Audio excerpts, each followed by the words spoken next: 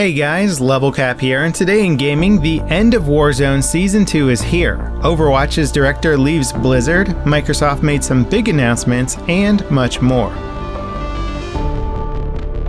The end of Warzone as we know it is here. Players can now drop into a special Destruction of Verdansk event playlist. It starts off like a normal Warzone match, but the gas circle is constantly shrinking and killed players respawn as zombies. The match has a 10-minute timer. Around the middle of the match, Juggernaut airdrops spawn on the map that players can grab to defend themselves from the zombies' horde. The radiation zones that have popped up on the map in the past few days are also constantly expanding, which are shrinking the playable area and turning stragglers into zombies. Now, before we get to the rest of this story, here is a quick word from today's sponsor. Today's video is sponsored by Omaze. They're a charity website that does giveaways, and right now you can enter for a chance to win $20,000 for a fully custom PC setup. We're talking top-of-the-line monitors, headsets, GPUs, CPUs, RAM, you name it. Tom, their previous $20,000 PC setup giveaway winner, looks pretty jazzed about it. As we all know, getting your hands on cutting-edge hardware is basically impossible right now thanks to scalpers and supply shortages. Entering for a chance to win with Omaze not only helps support a great cause, but it also puts you in the running for hardware that you'd be hard-pressed to buy on your own. The charity for this giveaway is Gamers Outreach. They provide video games to kids in hospitals with their medical-grade gaming kiosk, the Go-Kart. Hospitals can be lonely and scary for kids. Gamers Outreach is working to make their stay a little more comfortable and fun. Enter to win the $20,000 custom PC build and support Gamers Outreach by going to omaze.com/levelcap. Once again, that's omaze.com/levelcap. There is a link in the video description. Alright, now unfortunately Warzone servers couldn't hold up to the load of everyone logging on for the event. Matches were crashing for the opening hour or so of the event. Other players were stuck in a server queue when attempting to log in. Server issues aside, once all players are turned into zombies or the timer runs out, a nuclear missile is launched to contain the infestation. It wipes out the map in a cinematic and ends the match. It seems like this is just the first part of the event, as the match starts with text that reads, "The Destruction of Verdansk Part 1. Expect updates throughout the day and tomorrow that progresses the storyline ahead of Season 3's launch tomorrow. This will bring a new map to Warzone, which we expect to be a Cold War-themed version of Verdansk." As for Black Ops Cold War, the Season 3 update adds a few new maps but is more of a quality of life update than anything else. The big changes primarily concern zombies. Players can now unlock new weapons via challenges in the Zombies mode. Before, you had to unlock them via either Battle Pass or by playing standard multiplayer. In other Call of Duty news, Warzone's directors at Infinity Ward have several years of support planned for the Battle Royale. They're already working on Season 6 of Warzone in the broad strokes for years of future story and gameplay content. Season 6 is launching later this year. Considering many players have been upset with Raven's handling of Warzone, hearing that Infinity Ward are still overseeing the game's long-term support is probably good news. Right now, we're pretty confident that the next Call of Duty title will be a World War II game developed by Sledgehammer Games. Infinity Ward is allegedly working on a sequel to the 2019's Modern Warfare. Overwatch director Jeff Kaplan is leaving Blizzard. He's been with the company for nearly 20 years and has served as the face of Overwatch's development team since well before its launch. His developer update videos on the game's official YouTube channel served as a direct line of communication about Overwatch. His departure raises some big questions about both Overwatch and Blizzard's future. Fans are concerned about Overwatch 2 being an unnecessary cash grab. Blizzard have spent the past few years bouncing between epic disasters like the World of Warcraft 3 remaster and treading water with their other franchises. Blizzard veteran Aaron Keller is taking over Kaplan's position. He's been serving as Overwatch's assistant director, so it sounds like the game is in good hands. Microsoft made 3 big announcements today. The first is that Xbox free-to-play titles no longer require an Xbox subscription. At the start of the year, they tried to double the price of Xbox Live. The reaction was universally negative and prompted Microsoft to reverse course while also making other policy changes. They reversed the price hike and announced that select free-to-play titles would be truly free-to-play on Xbox. The press release for this about-face mentioned Fortnite, Destiny 2, Apex Legends, and Rocket League.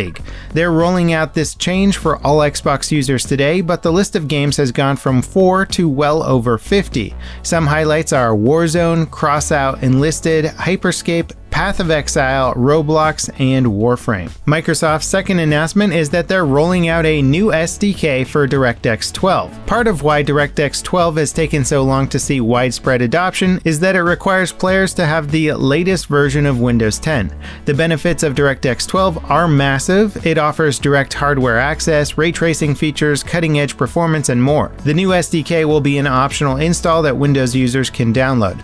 Without this SDK, players would need to fully update Windows to the latest version to run DirectX 12 games. With the SDK, users on Windows versions that go back as far as November 2019's update can run DirectX 12 games. Microsoft's final announcement today is that their Direct Storage API will support PCIe Gen 3 SSDs. This API gives your GPU direct access to SSD storage in your PC.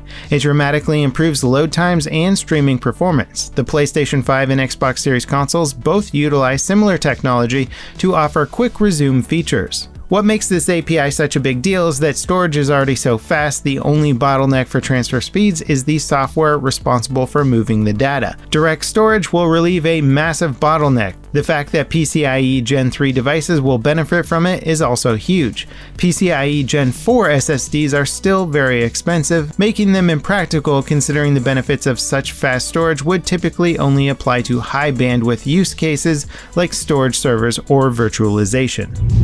Discord also had some Microsoft news of their own to share. The chat app company has stepped away from their talks with Microsoft.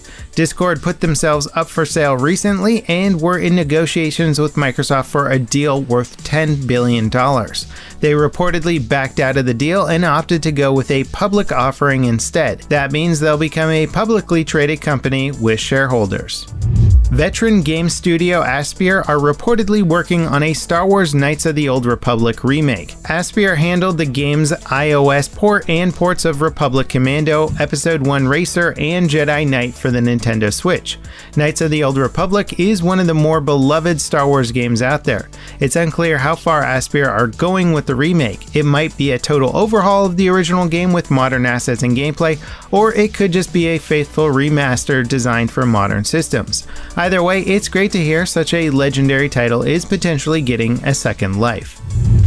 The next game from indie developer Blendo Games finally has a proper trailer. Skin Deep is billed as an immersive FPS game in the vein of Die Hard. You've been sent to infiltrate a space station. The gameplay revolves around an arsenal of weapons and gadgets that you'll utilize to deal with hostile NPCs and environmental puzzles. And of course, the name of the game is more than just the title. Breaking a window and then walking through the shards of glass on the floor will actually damage you. You're also prone to sneezing involuntarily, which can alert enemies. Blendo's games existed mostly as obscure indie titles until 2016's Quadrilateral Cowboy. The game's universally positive reviews and strong sales boosted Blendo's profile significantly. French publisher Focus Home Interactive bought up Stremon Studio, the developers of Warhammer games like Space Hulk, Deathwing, and upcoming Necromunda Hired Gun. Deathwing didn't review all that well, but fans of the Warhammer franchise praised it for its authenticity to the source material. Necromunda's latest trailer makes the game look like a well-polished and greatly expanded iteration of Deathwing's gameplay. Before we get to our final story today, thank you so much for tuning in. If there are any stories you particularly enjoyed or think we missed, leave them in a comment below. Tomorrow will be a big day for Apex Legends. The game's next event is getting a proper reveal with a new trailer. It'll showcase the new Legend Valkyrie, updated Olympus map, new weapons, and more. Respawn just announced the beta for Apex Mobile as well, so stay tuned for info about that as it develops. And that wraps it up for today in gaming. Thank you guys so much for tuning in, and I'll see you next time. This is LevelCap signing off.